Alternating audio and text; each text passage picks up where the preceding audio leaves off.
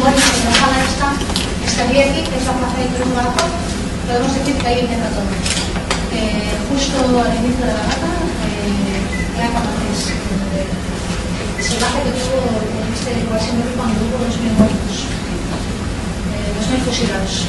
Cuando iba avanzando en el inicio de la gata, justo en julio del 36, iban acogiendo a todos los republicanos que iban encontrando el camino, los concentraron aquí y directamente los fusilaron.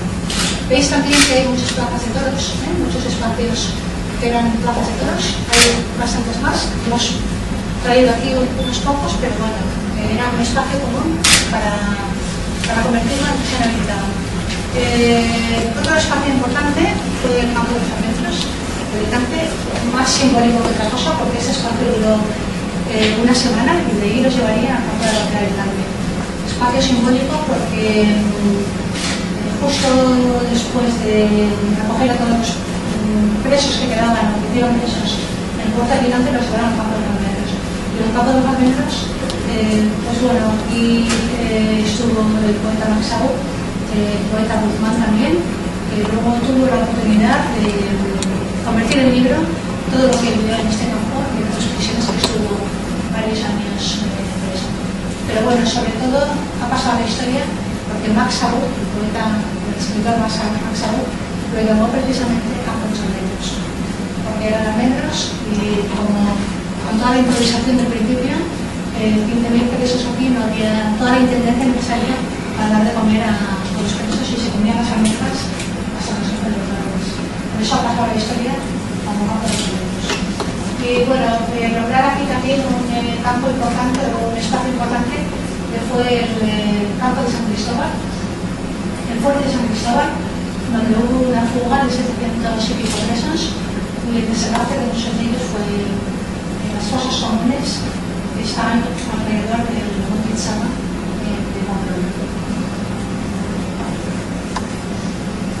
Otro en Galicia, un espacio importante fue la isla de San Simón, que está bastante bien documentado por un documentalista que se llama Luis Orena.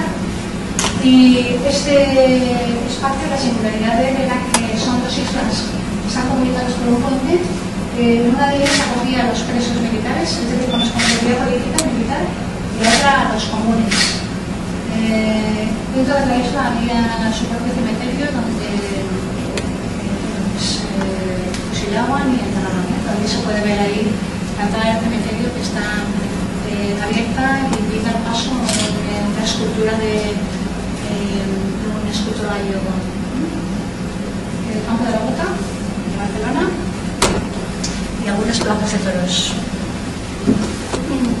Hay bueno, pues dentro de las vitrinas se intenta recoger algo de documentación un poco singular, como por ejemplo las plantas de los planos, que hay una carpeta en el archivo de Ávila, en el archivo militar de Ávila, que recoge bueno, pues un grueso de unos 25 planos, 25 plazas de planos, donde describe los nuevos usos de los espacios.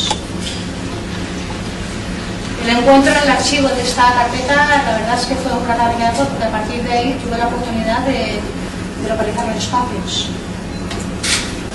Bueno, en el País Vasco hay recogidos tres espacios singulares y uno de los importantes fue el Colegio de los Padres Paulos de la Sociología, que tenemos aquí, que se utilizó como prisión militar. Es decir, presos republicanos con responsabilidad política, que se les decía que tenían las manos manchadas de sangre.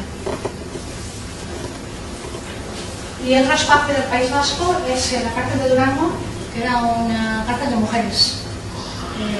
Lo llevaban unas monjas francesas, se les usurpó el colegio, se convirtió en prisión habilitada y las monjas francesas tuvieron una gran lucha hasta que consiguieron que los militares destruyeran otra vez el colegio para volverlo a convertir en colegio de niños.